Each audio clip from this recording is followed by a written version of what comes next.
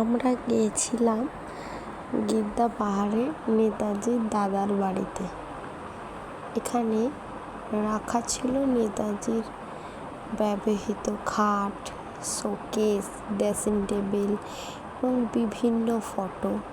কখন তিনি কাদের সাথে দেখা করেছিলেন তোমরা দেখে নাও পজ করে। আমি যতটা পেরেছি তোমাদের সামনে তুলে ধরার চেষ্টা করেছি। তার ব্যবহৃত সব জিনিসপত্র এই বাড়িতেই রাখা আছে। ডাইনিং টেবিল, চেয়ার, খাট, বিভিন্ন, এমনকি তার ড্রেস, জুতো, সোফা, তার ব্যবহৃত সমস্ত কিছু এই বাড়িতে রাখা আছে।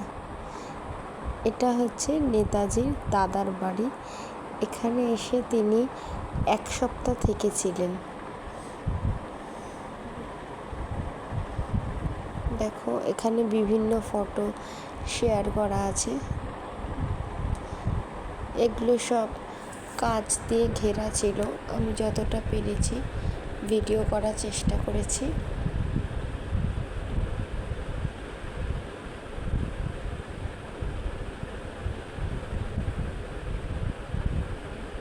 এটা হচ্ছে নেতাজির পিয়ানো,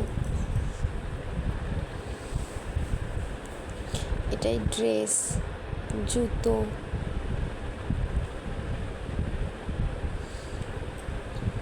ব্যবহৃত টি টেবিল, চেয়ার, শোকেস। খুবই অসাধারণ ছিল সব কিছু।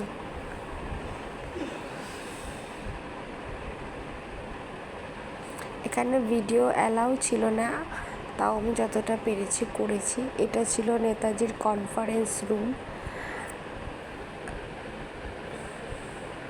এটা ডাইনিং টেবিল, খাট,